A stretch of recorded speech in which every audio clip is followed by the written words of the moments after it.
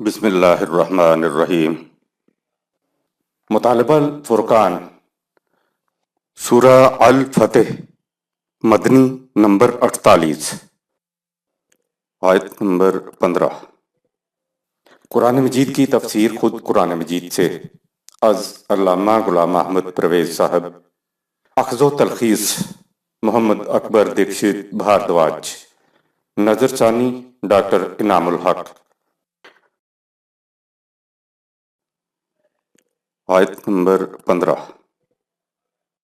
سيقول المخلفون إذا انطلقتم إلى مغانم لتأخذوها ذرونا نتبعكم يريدون أن يبدلوا كلام الله قل لن تتبعونا كذلكم قال الله من قبل فسيقولون بل تحسدوننا بل كانوا لا يفقهون إلا قليلا۔ ان بدوؤں کی حالت یہ ہے کہ انہیں یقین ہو کہ تم کسی ایسی جنگ کے لیے نکل رہے ہو جہاں سے مال غنیمت ضرور ملے گا، تو یہ تم سے کہیں گے کہ ہمیں بھی اجازت دو کہ ہم تمہارے ساتھ چلیں۔ باللفاظ دیگر خدا نے جو ان کے متعلق فیصلہ دیا ہے کہ یہ نظام خداوندی کی فطری خوشگواریوں سے محروم رہیں گے، سورہ 48 آیت نمبر 6، تو یہ چاہیں گے کہ اس فیصلے کو بدل دیا جائے۔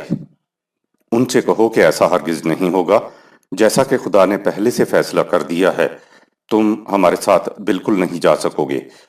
اس کے جواب میں یہ کہیں گے کہ تم لوگ ہم سے حسد کرتے ہو اس لیے ایسا کہتے ہو، لیکن حقیقت یہ ہے کہ یہ لوگ زیادہ سمجھ بوجھ سے کام نہیں لیتے۔ خدا کے قانون سے وابستہ خوشگواریوں کو حاصل کرنے کے لیے منافقت چھوڑ کر مومن بننا پڑتا ہے۔ یہ بدو زیادہ سمجھ بوجھ سے کام نہیں لیتے، ورنہ بات کچھ ایسی مشکل نہیں جو ان کی سمجھ میں نہ آ سکے۔ بات یہ ہے کہ جماعت مومنین میں وہی لوگ شامل ہو سکتے ہیں جو نظام حق و صداقت کے قیام کی خاطر ہر قسم کی کوشش کریں، بلا لحاظ اس امر کے اس میں انہیں کوئی دنیاوی مفاد حاصل ہوتے ہیں یا نقصان اٹھانا پڑتا ہے، یعنی وہ منافق نہ ہوں۔ لیکن جن لوگوں کی ذہنیت یہ ہو کہ جب کوئی فائدہ نظر آئے تو تمہارے ساتھ ہو لیں اور جو ہی کسی نقصان کا احتمال ہو بہانہ سازیاں شروع کر دیں، تو وہ تمہارے ساتھ چلنے کے قابل نہیں ہو سکتے۔ اس میں حسد کی کون سی بات ہے؟ بات یہ ہے کہ وَلَن تَجِدَ لِسُنَّتِ اللَّهِ تَبْدِيلًا، سورہ 33 آیت نمبر 62۔ خدا کا قانون کسی کی رعایت کرتے ہوئے کبھی تبدیل نہیں ہوا کرتا۔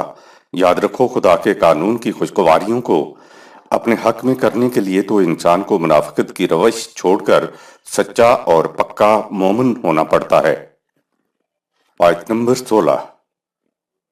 قل للمخلفين من الأعراب ستدعون إلى قوم أولي بأس شديد تقاتلونهم أو يسلمون فإن تطيعوا يؤتكم الله أجرا حسنا وَإِن تَتَوَلَّوْا كَمَا تَوَلَّيْتُم مِّن قَبْلُ يُعَذِّبْكُمْ عَذَابًا أَلِيمًا۔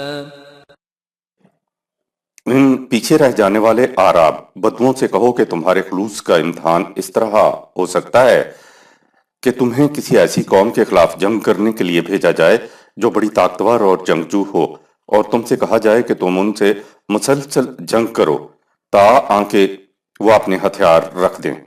اگر تم نے اس حکم کی اطاعت کر لی تو سمجھا جائے گا کہ تم اپنے دعوے میں واقعی مخلص ہو، اس کا اجر تمہیں خدا کی طرف سے بڑا خوشگوار ملے گا۔ لیکن اگر تم اس سے پھر جاؤ گے جیسا کہ تم نے پہلے کیا تھا تو تمہیں الم انگیز سزا ملے گی۔ دل میں ایمان اتر گیا ہے، اس کا امتحان میدان جنگ میں ہوتا ہے۔ صلح حدیبیہ سن 628 عیسوی سے فارغ ہونے کے بعد واپسی پر پہلی جو جنگ ہوئی وہ خیبر کے یہودیوں کے ساتھ 7 ہجری میں ہوئی۔ یہ بڑی سخت جنگ تھی اور ان کے ساتھ یہ آخری جنگ تھی۔ روز روز کی سازشوں اور شرارتوں کی وجہ سے پہلے انہیں مدینے سے نکالنا پڑا اور انہیں خیبر کے مقام پر بسا دیا گیا تھا۔ وہاں بیٹھے ہوئے بھی وہ باہر کی طاقتوں کے ساتھ مل کر مسلمانوں کے خلاف سازشیں کرتے تھے۔ یہ جنگ پہ اتر آئے ہوئے تھے۔ حدیبیہ سے واپسی پر نبی اکرم صلی اللہ علیہ وسلم کو معلوم ہوا کہ یہود ادھر ادھر کے قبائل سے ساز باز کر رہے ہیں تاکہ مل کر مدینہ پر حملہ کیا جائے۔ تو حدیبیہ سے فارغ ہونے کے بعد پھر اگلی جنگ خیبر کی تھی۔ اس دفعہ انہیں پورے ملک سے ہی نکال دیا گیا۔ یہ وہ قوم ہے جو اصلاح کی حد سے آگے بڑھ چکی ہوئی تھی۔ اس کے منافقت کے مرض لا علاج ہو چکے تھے، انہیں ملک میں نہیں رہنے دیا گیا۔ یہ تھی وہ جنگ خیبر جس کے متعلق کہا کہ جنگ آنے والی ہے، اے بدوؤ آؤ اس میں شریک ہو جاؤ۔ اگر وہاں تم نے واقعی اطاعت کی تو پھر دیکھو گے کہ کتنا اجرن حسنن، سورہ 48 آیت نمبر 16 تمہیں ملتا ہے۔ اگر تم پیچھے رہ گئے تو پھر جو تمہارے خلاف سزا ہے وہ پہلے سے بھی زیادہ الم انگیز سزا ہوگی۔ آیت نمبر 17۔ ليس على الأعمى حرج ولا على الأعرج حرج ولا على المريض حرج ومن يطع الله ورسوله يدخله جنات تجري من تحتها الأنهار ومن يتول يعذبه عذابا أليما۔ لیکن اس جنگ کے حکم سے اندھے، لنگڑے اور مریض مستثنا ہیں، ان پر جنگ میں شریک ہونا ضروری نہیں ہے۔ سورہ 9 آیت نمبر 91۔ اصول یہ ہے کہ جو شخص بھی دل کے خلوص سے نظام خداوندی کی اطاعت کرے گا، اللہ اسے جنتی معاشرہ میں داخل کرے گا جس کی خوشگواریاں سدا بہار ہیں، اور جو کوئی اس سے روگردانی کرے گا وہ سخت سزا کا مستحق ہوگا۔ نظام خداوندی کی اطاعت سے روگردانی کا نتیجہ الم انگیز عذاب ہے۔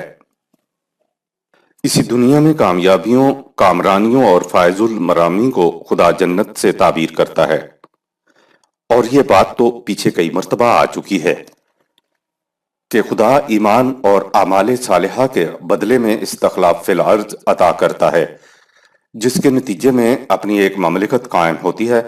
مملکت کے نتائج حسنات کو قرآن اس دنیا کے اندر جنت قرار دیتا ہے، اور یہی پھر آگے بڑھتی ہوئی دوسری دنیا تک چلی جاتی ہے۔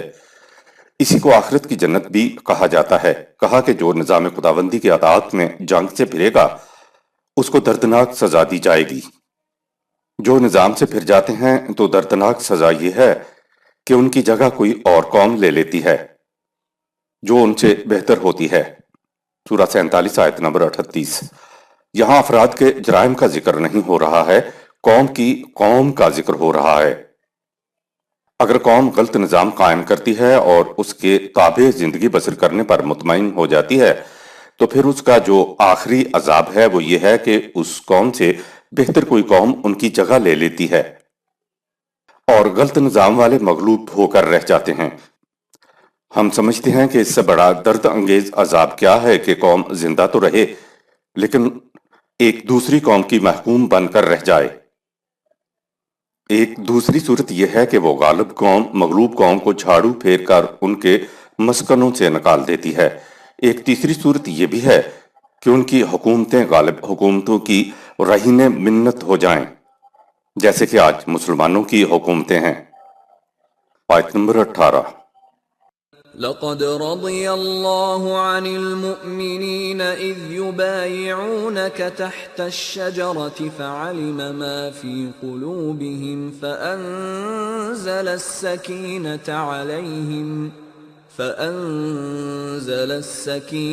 عليهم وأثابهم فتحا قريبا۔ جب جماعت مومنین درخت کے نیچے تجھ سے عہد اطاعت کر رہی تھی، سورہ 48 آیت نمبر 10، تو ان کا یہ عمل قانون خداوندی کے عین مطابق تھا۔ وہ ٹھیک ٹھیک وہی کچھ کر رہے تھے جو ایسے حالات میں قانون خداوندی کا تقاضا تھا، اور ان کا یہ عمل محض رسمی طور پر نہیں تھا بلکہ دل کی پوری پوری رضامندی سے تھا، جسے خدا اچھی طرح جانتا تھا، اور اسی کا نتیجہ تھا کہ انہیں خطرات سامنے دکھائی دے رہے تھے، لیکن اس کے باوجود انہیں پورا پورا اطمینان حاصل تھا۔ چنانچہ خدا نے ان کے لیے مستقبل قریب میں فتح و کامرانی کی راہیں کھول دیں۔ رضی اللہ کا قرآنی مفہوم۔ ہمارے ہاں رضی اللہ سورہ 48 آیت نمبر 18 کا عام ترجمہ اللہ ان سے راضی ہو گیا کیا جاتا ہے۔ اسی طرح رضی اللہ عنہم ورضوا عنہ کا ترجمہ ہے اللہ ان سے راضی ہو گیا اور یہ اللہ سے راضی ہو گئے۔ راضی تو وہ ہوتا ہے جو پہلے روٹھا ہوا ہو، غصے میں ہو، اس کو منا لیا جائے تو وہ راضی ہو جائے، لیکن خدا تو انسانی جذبات سے ماوراء ہے، وہ نہ خوش ہوتا ہے اور نہ وہ ناراض ہوتا ہے اور نہ وہ راضی ہوتا ہے۔ رضی اللہ کا مفہوم ہے کہ وہ اللہ کے قانون سے ہم آہنگ ہو گئے، اور ورضوا عنہ کا مفہوم ہے کہ قوانین خداوندی کے ثمرات ان سے ہم آہنگ ہو گئے۔ جو دو چیزیں ایک دوسرے سے یکسر ہم آہنگ ہو جائیں ان کے لیے عرب رضی کا لفظ بولتے تھے۔ رضی اللہ ہونا دراصل مومنین اور قوانین خداوندی کا ایک دوسرے کے ساتھ ہم آہنگ ہو جانا ہے۔ قرآن کریم میں کئی مقامات پر ہے کہ صحابہ کرام اللہ کے قوانین سے ہم آہنگ ہو گئے، اور اللہ کے قوانین کے نتائج صحابہ کرام سے ہم آہنگ ہو گئے۔ یہ جو قرآن کریم نے کہا ہے کہ لقد رضی اللہ عن المؤمنین، تو ہم سمجھتے ہیں کہ صحابہ کرام کے لیے اس سے بلند ترین مقام ہو نہیں سکتا۔ دوسرے مقامات ملاحظہ فرمائیں، آیات سورہ 9 آیت 100، سورہ 8 آیت 74۔ صحابہ کرام کے دل بیت رضوان کرنے کے بعد سکون قلب کی دولت سے مالا مال ہو گئے تھے۔ رسول اللہ صلی اللہ علیہ وسلم اور صحابہ کرام قریش کے گھر میں آ کر بیٹھے ہیں، ہتھیار بھی پاس نہیں ہے اور قریش کی نیت بد نظر آ رہی ہے۔ تجدید عہد کے بعد اللہ تعالیٰ نے خود رسول کے ذریعے کہلوایا کہ تمہارا خدا تمہارے ساتھ راضی ہوا ہے، تو یہ الفاظ سنتے ہیں صحابہ کرام کے قلوب میں ایک سکون پیدا ہو گیا، کوئی اضطراب باقی نہ رہا، کسی قسم کے خطرے کا احساس باقی نہ رہا، کیونکہ جان تو خدا کی امانت تھی، سو وہ انہوں نے بیعت کے ذریعے خدا کے سپرد کر دی۔ امانت کا بوجھ اتر جانے کے بعد ان کے دلوں میں سکون پیدا ہو گیا ہے۔ یہ ہے مقام مومن کہ جان دے رہے ہیں اور دل کے پورے سکون کے ساتھ جان دے رہے ہیں۔ نہ صرف دلوں کے اندر سکون پیدا ہوا بلکہ وَأَصَابَهُمْ فَتْحًا قَرِيبًا سورہ 48 آیت نمبر 18۔ اس کیفیت میں ان کے لیے قریبی زمانے میں ہی فتح کے اور دروازے کھول دیے۔ اس قدر محیب خطرے کے عالم میں جس جماعت کی یہ کیفیت ہے کہ وہ بڑھ چڑھ کر اپنی جانیں پیش کر رہے ہیں اور وہ نہایت پرسکون ہیں، کوئی اضطراب نہیں، کوئی پریشانی نہیں، کوئی حزن نہیں، کوئی قلب میں کسی قسم کے خوف کا اثر تک نہیں ہے، تو ایسی جماعت سے دنیا کی کون سی قوت ٹکر لے سکتی ہے؟ یہاں سے واپسی پر پہلی جنگ یہودیوں کے خلاف خیبر میں ہوئی، یہاں سے یہودیوں کو ملک سے نکال باہر کیا اور ان کا مال و متاع مومنین کے ہاتھ آیا۔ آیت نمبر 19۔ وَمَغَانِمَ كَثِيرَةً يَأْخُذُونَهَا وَكَانَ اللَّهُ عَزِيزًا حَكِيمًا۔ اور بہت سا مال غنیمت بھی ان کے ہاتھ لگے گا۔ خدا کا قانون مکافات بڑے ہی غلبہ اور حکمت کا مالک ہے۔ قرآن حکیم کی آیات کے آخر میں جو اللہ کی صفات آتی ہیں وہ بڑی غور طلب ہوتی ہیں۔ جب یہ کہا کہ تمہیں بہت سی فتوحات حاصل ہوں گی تو غلبے کے لیے تو قوت کی ضرورت ہوتی ہے۔ عربی زبان میں عزت کے معنی قوت ہوتا ہے۔ اس آیت کے آخر میں خدا اپنی صفت عزیز یعنی قوت و غلبہ لایا ہے۔ جب مومنین رضی اللہ عنہ ہو گئے یعنی وہ خدا کے رنگ میں رنگ گئے تو یہ بھی صاحب غلبہ ہو گئے، ان کو قوت مل گئی، یہ صاحب اقتدار ہو گئے، لیکن ان کا اقتدار دھاندلی اور دھونس کا اقتدار نہیں ہے، استبداد کا اور لا قانونیت کا اقتدار نہیں ہے۔ خدا آیت کے آخر میں اپنی صفت عزیز کے ساتھ حکیمن لایا ہے، یعنی حکمت دلائل پر شواہد پر مبنی ہوتا ہے، لہٰذا مومنین اپنے غلبہ کو براہین و دلائل و بصیرت کی روح سے استعمال کرتی ہے۔ خدا اپنی صفات بیان کر کے اپنی تعریف نہیں کرنا چاہتا۔ مقصد یہ ہے کہ نظام اسلامی عزیز بھی ہو اور حکیم بھی۔ یہ دو صفتیں اکٹھی ہو جائیں تو اسلامی نظام بن جاتا ہے۔ آیت نمبر 20۔ وعدكم الله مغانم كثيرة تأخذونها فعجل لكم هذه وكف أيدي الناس عنكم ولتكون آية للمؤمنين ويهديكم صراطا مستقيما۔ اے جماعت مومنین، تمہیں بہت کچھ حاصل ہونے والا ہے۔ یہ جو کچھ تمہیں فوری طور پر مل گیا ہے یہ اس کا قلیل سا حصہ ہے۔ سب سے بڑی بات یہ ہے کہ سرکش قوتوں کے ہاتھ تمہاری مخالفت سے رک گئے ہیں۔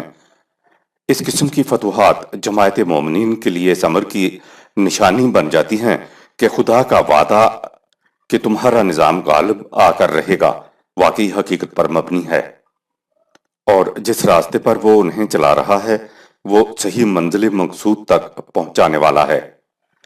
جنگ و قتال سے دراصل مقصد ہی یہ تھا کہ یہ لوگ نظام عدل و احسان کے قیام میں تمہاری مخالفت نہ کریں۔ مال غنیمت تو اضافی طور پر ہاتھ آ جاتا ہے۔ جہاد کا جذبہ محرکہ دوسروں کو مغلوب کرنا نہیں ہوتا بلکہ خوف و حزن سے پاک معاشرے کی تشکیل ہوتا ہے۔ سورہ محمد میں ہے کہ حتیٰ تازہ الحرب و اوزارہا، سورہ 47 آیت نمبر 4۔ تمہیں جنگ کا سلسلہ اس وقت تک جاری رکھنا ہے تاکہ لڑائی خود اپنے ہتھیار رکھ دے، یعنی امن و امان ہو جائے۔ اب دنیا میں کوئی طاقت ایسی نہیں رہی جو تمہاری مخالفت کے لیے کھڑی ہو جائے۔ آیت نمبر 21۔ وَأُخْرَى لَمْ تَقْدِرُوا عَلَيْهَا قَدْ أَحَاطَ اللَّهُ بِهَا وَكَانَ اللَّهُ عَلَى كُلِّ شَيْءٍ قَدِيرًا۔ اس قریبی کامیابی کے علاوہ اور بھی بہت سی فتوحات ہیں جو تمہیں ابھی تک حاصل نہیں ہوئیں، لیکن خدا کے قانون مکافات نے انہیں اپنے احاطہ میں لے رکھا ہے۔ ان کا وقوع بعد میں ہوگا، یہ اس لیے کہ اللہ نے ہر شے کے اندازے قوانین مقرر کر رکھے ہیں اور ہر بات ان اندازوں کے مطابق واقع ہوتی ہے۔ آیت نمبر 22۔ وَلَوْ قَاتَلَكُمُ الَّذِينَ كَفَرُوا لَوَلَّوُا الْأَدْبَارَ ثُمَّ لَا يَجِدُونَ وَلِيًّا وَلَا نَصِيرًا۔ اگر یہ مخالفین تم سے جنگ کرتے تو شکست کھا کر بھاگ جاتے، پھر ان کا نہ کوئی حمایتی ہوتا اور نہ سرپرست۔ خدا بیت رضوان کے بعد صحابہ اکرام کی جان نثاری کی شہادت یوں دے رہا ہے کہ اگر قریش تمہارے مقابلے میں آتے تو شکست کھاتے، اور پھر نہ ان کا کوئی حمایتی ہوتا اور نہ ان کا کوئی سرپرست ہوتا۔ ٹھیک ہے، ہتھیاروں کی بھی ضرورت ہوتی ہے، لیکن انسان کا کردار لڑتا ہے، اس کا حوصلہ، اس کے ارادے لڑتے ہیں، یہ جذبے کی قوت بے پناہ ہوتی ہے۔ آیت نمبر 23۔ سنت اللہ التي قد خلت من قبل ولن تجد لسنت اللہ تبدیلا۔ یہ کچھ محض ہنگامی یا اتفاقی طور پر نہیں ہو رہا ہے، خدا کے ان قوانین کے مطابق ہو رہا ہے جو شروع سے اسی طرح نتیجہ دیتے چلے آ رہے ہیں، اور ان میں کبھی تبدیلی نہیں ہوتی۔ یہ کامیابیاں تمہیں یوں ہی نہیں مل رہی ہیں، بلکہ یہ تو خدا کے اس قانون کے مطابق مل رہی ہیں جس سے جو قوم بھی ہم آہنگ ہو جائے اس کو کبھی شکست نہیں ہوتی، اور ہمارا یہ قانون غیر متبدل ہے۔ جب اور جہاں بھی کوئی قوم ہمارے قوانین سے ہم آہنگ ہوگی تو ہم آہنگی کا نتیجہ ہمیشہ ایک جیسا ہی نکلے گا۔ آیت نمبر 24۔ وَهُوَ الَّذِي كَفَّ أَيْدِيَهُمْ عَنكُمْ وَأَيْدِيَكُمْ عَنْهُمْ بِبَطْنِ مَكَّةَ مِن بَعْدِ أَنْ أَظْفَرَكُمْ عَلَيْهِمْ وَكَانَ اللَّهُ بِمَا تَعْمَلُونَ بَصِيرًا۔ یہ اس خدا کے قانون کے مطابق ہوا جس نے تمہارے مخالفین کو روک دیا کہ وہ تمہارے خلاف ہاتھ اٹھائیں، اور تمہیں روک دیا کہ تم مکہ میں ان کے خلاف ہاتھ اٹھاؤ۔ اس سے وادی مکہ کچھ تو خون سے محفوظ رہی، حالانکہ تمہیں ان پر کھلا ہوا غلبہ حاصل تھا۔ اللہ تم سب کے اعمال پر نگاہ رکھتا ہے۔ فتح مکہ کے متعلق کہا کہ تم غالب آ رہے تھے، ہم نے تمہارے ہاتھ روک دیے۔ جو سپاہی دشمن کی چھاتی پر بیٹھا ہو اس کو کہنا کہ بس کرو، اس تعمیل کے لیے بڑے ہی دل گردے کی ضرورت ہے۔ جو دشمن جان لینے کے لیے آیا تھا اس پر غلبہ پانے کے بعد اس کو گلے سے تو نہیں لگایا جا سکتا، غلبہ پا لینے کے بعد تو ویسے ہی حق پہنچتا ہے کہ اس کو قتل کر دیا جائے۔ ایسے میں اسے کہنا کہ تم نے اسے کچھ نہیں کہنا، مقصد انسانیت کی جان لینا نہیں ہے، مقصد سرکشوں کی قوت توڑنا ہے۔ یہ ہے قرآن کریم کی روح سے جنگ کا مقصد کہ جب دشمن کی قوت ٹوٹ گئی، مقصد حاصل ہو گیا، پھر اس کے گلے پہ چھری پھیرنے کا کیا فائدہ؟ ایسے موقع پر رک جانا مومن کا ہی کردار ہے، کیونکہ وہ لڑ اس لیے رہا ہوتا ہے کہ راہ حق میں آنے والی رکاوٹوں کو ختم کر دیا جائے۔ رکاوٹ ختم ہوگی تو مومن کا ہاتھ بھی رک گیا۔ آیت نمبر 25۔ هم الذين كفروا وصدوكم عن المسجد الحرام والهدي معكوفا أن يبلغ محله ولولا رجال مؤمنون ونساء مؤمنات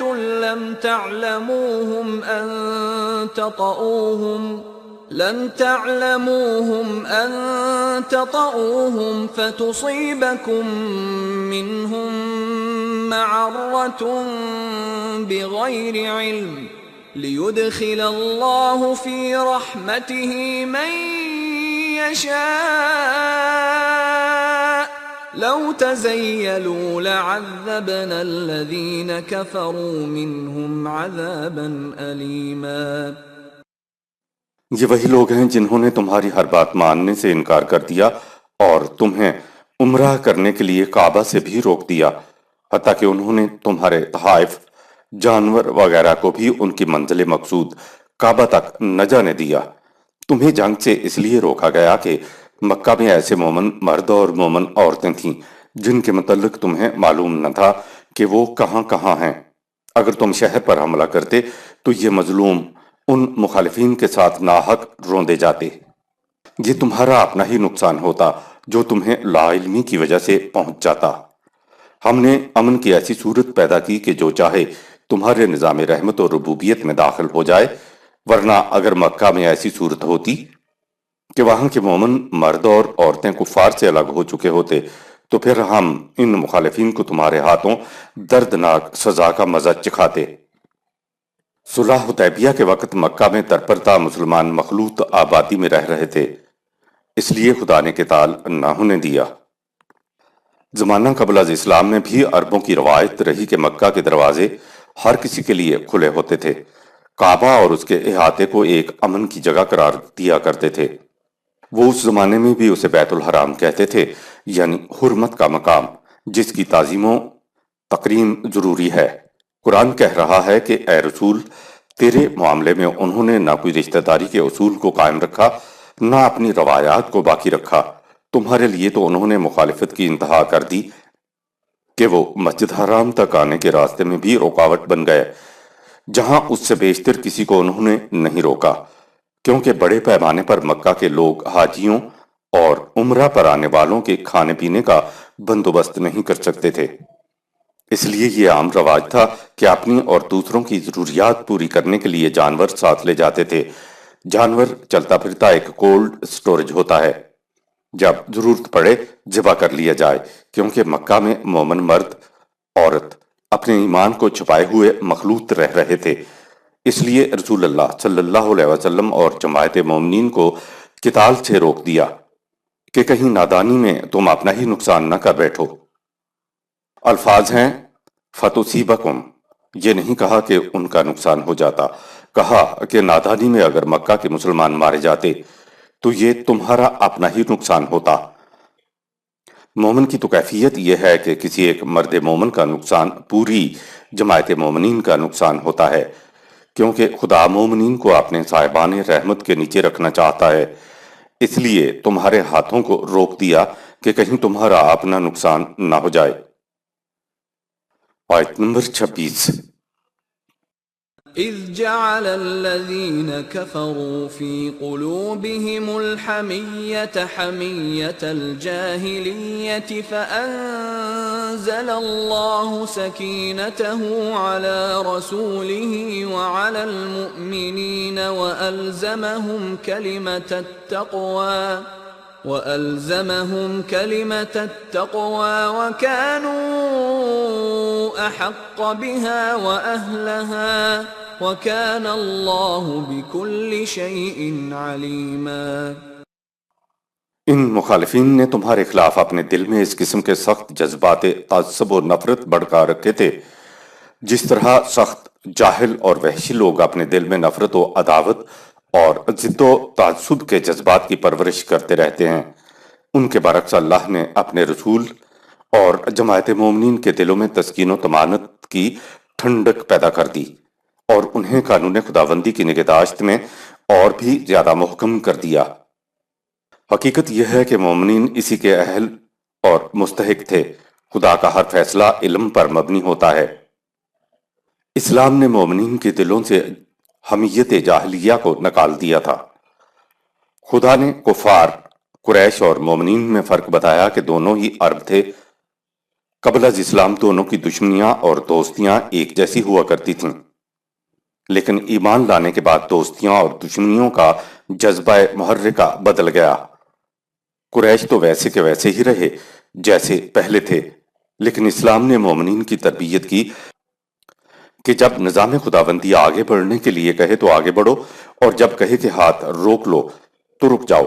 ہاتھ روکنے کے حکم پر تم نے حد سے تجاوز نہ کیا، کیونکہ فَأَنزَلَ اللَّهُ سَكِينَتَهُ سورہ 48 آیت نمبر 26۔ تمہارے دل میں سکون اور سکینت تھی، اضطراب نہیں تھا، جوش نہیں تھا، حمیت جاہلیہ نہیں تھی، کیونکہ وَأَلْزَمَهُمْ كَلِمَةُ التَّقْوَى سورہ 48 آیت نمبر 26۔ تقوی کو تمہارے دل کے ساتھ چپکا دیا تھا اور تم تھے بھی اس کے مستحق۔ آیت نمبر 27۔ لقد صدق الله رسوله الرؤيا بالحق لتدخلن المسجد الحرام إن شاء الله آمنين محلقين رؤوسكم ومقصرين لا تخافون فعلم ما لم تعلموا فجعل من دون ذلك فتحا قريبا۔ اے رسول، ہم تمہارے خواب کو ضرور سچا کر دکھائیں گے، اور تم کشت و خون کے بغیر امن و عافیت سے کعبہ میں داخل ہو جاؤ گے اور پورے سکون کے ساتھ حج کے مناسک ادا کرو گے، یعنی سر منڈوانا، بال ترشوانا وغیرہ، اور کسی کا خوف تم پر غالب نہیں ہوگا۔ خدا ان باتوں کو جانتا ہے جنہیں تم نہیں جانتے، اس کے علاوہ وہ تمہیں عنقریب ایک اور فتح بھی عطا کرے گا۔ فتح مکہ کے بعد رسول اللہ صلی اللہ علیہ وسلم کا خواب پورا ہوا تھا۔ لقد صدق اللہ، سچا کر دکھائیں گے، ہم نے معنی میں ماضی کو بمانی مضارع لیے ہیں۔ اس کی مثالیں قرآن کریم میں موجود ہیں، مثلا سورہ 18 آیت نمبر 14۔ لیکن اگر یہ آیت اس وقت نازل ہوئی تھی جب مکہ فتح ہو گیا تھا تو اس کے معنی ہوں گے کہ لو، اللہ نے تمہارا خواب سچ کر دکھایا۔ اے رسول، تولیت کعبہ کے لیے تمہاری شدت آرزو سورہ 2 آیت 144 کا نتیجہ تھا کہ تم نے خواب میں دیکھا کہ تم مکہ میں فاتح و منصور داخل ہو رہے ہو، سورہ 17 آیت نمبر 60۔ چونکہ تمہاری یہ آرزو ہمارے وعدے کے مطابق تھی، اس لیے ہم تمہارے خواب کو ضرور سچا کر دکھائیں گے۔ عربی زبان کے قاعدے کی روح سے، محاورے کی روح سے انشاءاللہ الفاظ تاکید کے لیے، تیقن کے لیے بولتے ہیں، اور اس کے معنی ہوتے ہیں کہ کیونکہ جو کچھ میں نے کہا ہے یہ خدا کے قانون کے مطابق ہے، اس لیے یہ ضرور ہو کر رہے گا۔ ان الفاظ کے یہ معنی ہیں تو یہ یقینی چیز ہے کہ یہ جو آپ صلی اللہ علیہ وسلم نے خواب میں دیکھا تھا کہ ایسا ہوگا، ایسا ہو کر رہے گا، یا ایسا ہو کر رہا ہے، دونوں میں سے جو بات بھی ہے، اب تاریخ میں روایات کی کتاب بخاری شریف کے باب الصلح اور باب الشرائط میں ایک دوسرے کے ساتھ متضاد باتیں لکھی ہوئی ہیں۔ ایک واقعہ یہ کہ اسی سال حضور صلی اللہ علیہ وسلم مکہ میں رہے، 3 دن وہاں رہے، عمرہ کیا اور کامیاب و کامران وہاں سے واپس آئے۔ ساتھ ہی یہ لکھا ہے کہ انہوں نے روک دیا اور وہاں صلح نامہ ہوا، مکہ میں بغیر داخل ہوئے واپس آ گئے، بغیر عمرہ کیے واپس آ گئے۔ صاحب یہ ہے جسے آپ کے ہاں صحیح ترین روایات کی کتاب بخاری شریف کہتے ہیں۔ اگر عمرہ اسی سال ہوا تو خدا نے کہہ دیا کہ اس نے تیرے خواب کو سچ کر دکھایا، تو داخل ہوا، عمرہ کیا۔ اگر صلح حدیبیہ کے سال آپ مکہ میں داخل نہیں ہوئے تو پھر یہ فتح مکہ کے سال کی بات ہے، جو ہر جگہ، ہر تاریخ میں، ہر روایت میں موجود ہے۔ ایسا ہوا تھا۔ بہرحال جو بھی صورت ہو، یہ مکہ میں داخل ہونے کی بات ہے۔ آیت نمبر 28۔ هو الذي أرسل رسوله بالهدى ودين الحق ليظهره على الدين كله وكفى بالله شهيدا۔ یہ اس لیے کہ اللہ نے اپنے رسول کو یہ ضابطۂ ہدایت یعنی حق پر مبنی نظام دے کر بھیجا ہی اس لیے ہے کہ یہ دنیا کے تمام خود ساختہ نظام زندگی پر غالب آ کر رہے، اور خدا اس بات کی نگرانی کرنے کے لیے کافی ہے کہ ایسا ہو کر رہے۔ آیت نمبر 29۔ محمد رسول اللہ والذین معه اشداء علی الكفار رحماء بینہم تراهم ركعا سجدا يبتغون فضلا من الله ورضوانا سيماهم في وجوههم من أثر السجود ذلك مثلهم في التوراة ومثلهم في الإنجيل كزرع أخرج شطأه فآزره فاستغلظ فاستوى على سوقه يعجب الزراع ليغيظ بهم الكفار وعد الله الذين آمنوا وعملوا الصالحات منهم مغفرة وأجرا عظيما۔ محمد صلی اللہ علیہ وسلم اور اس کے رفقاء کار حق کے مخالفین کے مقابلہ میں چٹان کی طرح مستحکم ہیں، لیکن باہم اگر بڑے ہی نرم دل اور ہمدرد ہیں۔ سورہ 5 آیت 54۔ تو انہیں دیکھتا ہے کہ وہ کس طرح نظام کی ذمہ داریوں کا بوجھ اٹھانے کے لیے جھک جاتے ہیں اور قوانین خداوندی کے سامنے پیکر تسلیم و رضا بن جاتے ہیں۔ یہ قوانین خداوندی کے مطابق سامان زیست کی تلاش میں مصروف تگ و تاز رہتے ہیں، اور ساتھ ہی کوشش کرتے ہیں کہ ان کا ہر عمل قانون خداوندی سے ہم آہنگ ہو۔ اس سے انہیں جو سکون قلب اور حقیقی مسرت حاصل ہوتی ہے، اس کے اثرات ان کے چہروں سے نمایاں نظر آتے ہیں۔ ان کی یہ علامات سابقہ کتب آسمانی تورات و انجیل میں بھی مذکور تھیں۔ نظام خداوندی کے قیام اور پروان کو تمثیلاً یوں سمجھو کہ جب عمدہ بیج سے شگوفہ پھوٹتا ہے تو اس کی پہلی کونپل بڑی نرم و نازک ہوتی ہے، پھر چوں چوں اس کی جڑیں مضبوط ہوتی ہیں تو اس کی نال تنا موٹی ہوتی چلی جاتی ہے، یہاں تک کہ وہ تنا اتنا مضبوط ہو جاتا ہے کہ وہ اپنے سارے آپ محکم اور استوار ہو جائے۔ جب کاشتکار اپنی محنت کو ثمر بار دیکھتا ہے تو وجد و مسرت سے جھوم اٹھتا ہے۔ لیکن یہی نظام خداوندی کا قیام اور پروان مخالفین کے سینے پر سانپ بن کر لوٹنے لگ جاتا ہے۔ اللہ ہر اس جماعت کو جو اس کے قوانین کی صداقت پر ایمان لا کر اس کے بتائے ہوئے پروگرام پر عمل پیرا ہوتی ہے، اس امر کا وعدہ دیتا ہے کہ ان کی کوششوں کا ننھا سا بیج تمام خطرات سے محفوظ رہے گا اور ان کی کھیتی پک کر بہترین ثمرات کی حامل ہو جائے گی۔ سورہ 24 آیت 55۔ اشداء علی الکفار کے معنی ہیں کسی کی مخالفت کو روکنے کے لیے چٹان کی طرح کھڑے ہو جانا۔ دوسرے مقام پہ ہے کہ اعزت علی الکافرین، سورہ 5 آیت 54۔ اعزت کے معنی ہے پوری قوت سے مقابلہ کرنا۔ اشداء اور اعزت دونوں لفظوں کے یہ معنی نہیں ہے کہ استبداد اور چڑھ دوڑنا اور خواہ مخواہ دوسروں کو جا کر قتل کرتے رہنا۔ یہ تو قرآن کی بنیادی تعلیم کے خلاف ہے۔ فاستغلظ، کھیتی کے خوشوں میں دانے پڑنے سے لے کر اس کی پختگی تک کے سارے مراحل اس لفظ کے اندر آ جاتے ہیں۔ فضلاً، فضل کے معنی سامان چیز ہے۔ یہ دعویٰ کہ دین کا نظام حیات دنیا کے ہر نظام پر غالب آ کر رہے گا کی ایک محسوس مثال قرآن کریم کا دعویٰ ہے کہ دین خداوندی نے دنیا کے ہر نظام پر غالب آنا ہے۔ 1400 سال پہلے صدر اول میں نبی اکرم صلی اللہ علیہ وسلم کے دور ہمایوں میں یہ نظام ہر نظام پر غالب آیا تھا۔ یہ کیسے غالب آیا تھا؟ کہا محمد الرسول اللہ والذین معہ، سورہ 48 آیت نمبر 29۔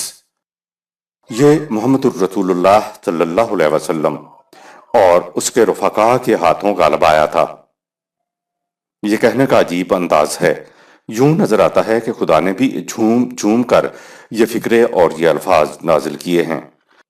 بڑے ہی عجیب اور پرمسرت اور پرمعنی الفاظ میں نبی اکرم صلی اللہ علیہ وسلم اور جماعت صحابہ کا ایک عظیم الشان نقشہ دیا ہے۔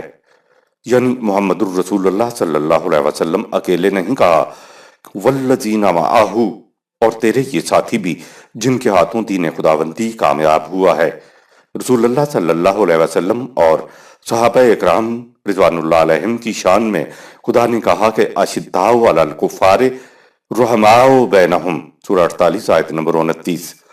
یہ کفار کے مقابلے میں چٹان کی طرح مستحکم ہیں اور آپس میں ایک دوسرے کے لیے ریشم کی طرح نرم ہیں۔ ایک ہی سینے میں دو دل نہیں ہوتے، لیکن خدا نے مومنین کے دل کی دو کیفیات بتائی ہیں کہ کفار کے لیے چٹان کی طرح مستحکم اور آپس میں ایک دوسرے کے لیے نرم۔ مومنین کی دوسری خصوصیت بتائی جس کا عمومی ترجمہ ہے کہ تراہم رکعا سجدا، سورہ 48 آیت نمبر 29۔ تو انہیں دیکھے گا کہ یہ کبھی رکوع میں ہوتے ہیں تو کبھی سجدے میں۔ جماعت مومنین راہبوں کی جماعت نہیں ہے، اس لیے کہا یبتغون فضلا من اللہ ورضوانا، سورہ 48 آیت نمبر 29۔ یہ خدا کا فضل، اس کا رضوان اور اس کی رضامندی تلاش کرتے ہیں۔ آگے کہا کہ سیماہم فی وجوہہم من اثر السجود، سورہ 48 آیت نمبر 29۔ عمومی ترجمہ ہے کہ ان کے نشانات سجدوں سے ان کے ماتھے پر جو محراب پڑ جاتا ہے۔ ذالک مثلہم فی التوراۃ و مثلہم فی الانجیل، سورہ 48 آیت نمبر 29۔ یہ ان کی علامات، ان کی نشانیاں کتب سابقہ میں بھی موجود ہیں۔ نظام خداوندی کی کامیابی کی مثال یوں دی کہ جیسے ایک بیج بویا گیا، اس میں ایک ننھی سی قوم پل پھوٹی، فطرت کی طرف سے اس کی حفاظت کی گئی۔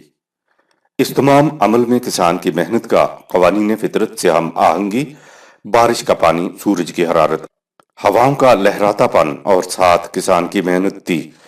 کسان کی محنت کا کائناتی قوتوں سے ہم آہنگ ہو جانا فضل اور رضوان ہے۔ فضل رزق کے لیے اکتسابی محنت کو کہتے ہیں۔ رضوان کے معنی ہے محنت کا قوانین خداوندی کے ساتھ ہم آہنگ ہو جانا۔ کسان کے لیے دونوں چیزوں کی ضرورت ہے۔ اگر وہ ان قوانین کی خلاف ورزی کر کے محنت کرے تو پھر وہ رائگان چلی جاتی ہے، اور اگر کسان کی محنت ساتھ نہ ہو تو بارش تو برستی رہتی ہے، سورج بھی چمکتا رہتا ہے، لیکن ہر جگہ سے کھیتی تو نہیں اگتی۔ یہ دو چیزیں یعنی انسان کی محنت اور قوانین خداوندی کے ساتھ ہم آہنگی ساتھ ساتھ ہوں تو پھر فصل پیدا ہوتی ہے۔ ان دونوں چیزوں کی ہم آہنگی سے نرم و نازک پودے کی نال اپنی پختگی کو پہنچتی ہے اور یوں فصل اپنی نالوں پر کھڑی ہو جاتی ہے۔ کسان کا دل فصل دیکھ کر وجد مسرت سے جھوم اٹھا اور اس کے مخالفین کے سینے پر چانپ لوٹنے لگ جاتا ہے، یعنی مخالف جل بھن جاتے ہیں۔ پھر یہ بھی نہیں کہ ایسا کچھ محض ہنگامی طور پر ہو جاتا ہے، پھر نہیں ہوگا۔ کہا کہ وعد اللہ الذین آمنوا وعملوا الصالحات منہم مغفرۃ واجرا عظیما، سورہ 48 آیت نمبر 29۔ یہ خدا کا وعدہ ہے، یہ خدا کا قانون ہے جو صرف اسی کسان کے لیے مختص نہیں ہے، بلکہ جو بھی خدا کے قوانین پر یقین رکھے پھر ان قوانین کے ساتھ اپنی محنت کو بھی شامل کر لے گا تو اس کا یہ وعدہ ہے، اس کا یہ قانون ہے کہ اسی طرح سے ہر اس قوم کو یہ چیز میسر آئے گی جو قوانین خداوندی کے مطابق عمل کرے گی۔ نظام خداوندی کا ابتدائی دور کھیتی کی مثال کی طرح ہے کہ بتدریج ایک قوم پر سے بڑھتی ہوئی مضبوط تنیں تک آتی ہے۔ نظام کے ابتدائی دور میں جو پروگرام دیا جائے گا وہ ایسا ہوگا کہ منتہا تک پہنچنے کے بعد اس کی ابتدائی کیفیت دور ہو جائے۔ نظام کے ابتدائی دور میں قوانین اپنی مکمل شکل کے اندر ابھی نافذ نہیں ہوتے۔ ماحول کے مطابق قوانین اپنی ابتدائی حالت میں نافذ ہوتے ہیں۔ نبی اکرم صلی اللہ علیہ وسلم کی 13 سالہ مکہ کی زندگی کو آپ دیکھیے کہ کوئی اسلامی نظام قائم نہیں ہوا تھا، لیکن اس ماحول کے مطابق ایک جماعت تیار کی گئی۔ قرآن حمید کے قوانین نظام کی ابتدائی حالت کے پیش نظر بتدریج نازل ہوتے رہے اور وہ نافذ کیے جاتے رہے۔ یاد رہے کہ ابتدائی دور جس میں ابھی پورے کے پورے قوانین یا نظام نافذ نہیں ہوا ہوتا وہ نظام کا ابتدائی دور ہوتا ہے۔ یہ ہے حالت رکوع جسے قرآن حکیم نے جھکنا کہا ہے۔ اس میں جھکا تو جاتا ہے لیکن وہ سجدے کے مقابلے میں آدھا جھکاؤ ہوتا ہے۔ جب نظام آگے بڑھتا ہے، اپنی مستحکم بنیادوں پر کھڑا ہوتا ہے تو اس میں سجدہ یعنی کامل اطاعت ہوتی ہے۔ معاشرے کی اکثریت اس نظام کے آگے جھکی ہوتی ہے۔ مثال کے طور پر قرآن حکیم نے ابتدائی دور میں جب ہنوز نظام قائم نہیں ہوا تھا تو صدقہ اور خیرات کی لوگوں کو ترغیب دی تاکہ لوگ انفرادی طور پر غریبوں اور ضرورت مندوں کی مدد کریں۔ صدقہ و خیرات کے قوانین نافذ تھے، لوگ اپنے اپنے طور پر غریبوں کی، محتاجوں کی، بھوکوں کی مدد کرتے تھے۔ چونکہ نظام ابھی قائم نہیں ہوا تھا اس لیے بھی قرآن حمید میں خدا نے وہ تاکیدیں و احکام دیے جن پر ان حالات میں عمل درآمد کیا جا سکے۔ نظام کے ابتدائی دور میں جو تاکیدات و احکام پر عمل کیا جاتا تھا وہ دراصل رکوع تھا، یعنی آدھا جھکاؤ۔ مدینہ پہنچ کر جب نظام قائم ہوا تو کہا کہ جو صدقات انفرادی طور پر دیے جاتے تھے، اے رسول اب ان کو تم وصول کر لیا کرو، تاکہ جو کام انفرادی طور پر کیا جا رہا تھا اس کو اب اجتماعی طور پر کیا جائے۔ اور ساتھ ہی وہ احکام نازل ہوئے جن پر ان حالات میں عمل کیا جا سکتا تھا۔ نظام مزید مستحکم ہوا تو کہا وَيَسْأَلُونَكَ مَاذَا يُنْفِقُونَ قُلِ الْعَفْوَ، سورہ 2 آیت نمبر 219۔ اور پوچھتے ہیں کہ کتنا کچھ ہم دوسروں کے لیے کھلا رکھیں۔ کہا کہ تمہاری ضرورت سے جتنا زائد ہے وہ سب کا سب نظام کو دے دو۔ ایسے احکام کا نازل ہونا اس بات کی نشانی ہے کہ نظام مزید مستحکم ہو گیا ہے۔ اب رکوع کی نہیں سجدہ کی کیفیت آ گئی، یعنی قوانین کے انتہائی صورت۔ اب جب بھی نظام کو قائم کیا جائے گا تو اس کا ابتدائی مرحلہ رکوع کا ہوگا، پھر چوں چوں نظام مستحکم ہوتا چلا جائے گا تو نظام سجدہ سے بتدریج رکوع کی طرف چلا جائے گا۔ نظام کے انتہائی مرحلہ میں نظام اعلان کر دے گا کہ جو لوگ سودی کاروبار سے باز نہ آئیں تو اللہ اور رسول یعنی نظام خداوندی ان کے خلاف اعلان جنگ کرتا ہے۔ لہذا نظام کا ابتدائی دور رکوع کا ہوگا اور انتہائی مرحلہ سجدہ کا ہوگا۔ یہ ہے مطلب کہ تراہم رکان سجدن، سورہ 48 آیت نمبر 29۔ تو انہیں نظام کے مراحل کے مطابق رکوع اور سجدوں میں دیکھے گا۔ من آثار السجود، سورہ 48 آیت نمبر 29۔ قوانین خداوندی کی کامل اطاعت کے نفسیاتی طور پر اثرات نمایاں ہو جاتے ہیں۔ انسان زبان سے کچھ نہ بھی کہے، لیکن چہرے پر انسان کے اندرونی خیالات، دل کی حالت، کرب و اضطراب یا اطمینان، اس کے اندر کی جو کیفیات ہوتی ہیں، اس کی علامات چہرے سے ظاہر ہو جاتی ہیں۔ بڑے خوبصورت انداز میں مرزا اسداللہ خان نے کہا ہے کہ ان کے دیکھنے سے جو آ جاتی ہے منہ پر رونق، یہ کیا چیز ہے؟ دل کے اندر ایک کیفیت پیدا ہوتی ہے، اس کے آثار چہرہ پر نمایاں نظر آتے ہیں۔ قرآن میں ہے کہ الا بذکر اللہ تطمئن القلوب، سورہ 13 آیت نمبر 28۔ یاد رکھو کہ قوانین خداوندی کی ہر وقت نگہداشت کرنے سے دل میں طمانینت، سکون و اطمینان پیدا ہوتا ہے۔ جو دل کی کیفیت ہوتی ہے، ویسے ہی تاثرات چہرے پر بھی آ جاتے ہیں۔ سیماہم فی وجوہہم من آثار السجود، سورہ 48 آیت نمبر 29۔ ان قوانین خداوندی کی کامل اطاعت سے دل کی جو کیفیت ہے، وہ ان کے چہروں سے ظاہر ہو جاتا ہے، وہ چہروں سے پہچانے جاتے ہیں۔ اسلامی نظام جو ایک دفعہ قائم ہوا تھا، دنیا کی جو قوم بھی چاہے گی وہ اسی طریق پر اسے دوبارہ بھی قائم کر سکتی ہے۔ صدق اللہ العظیم۔ یہاں سورہ الفتح اختتام پذیر ہوتی ہے۔ شکریہ۔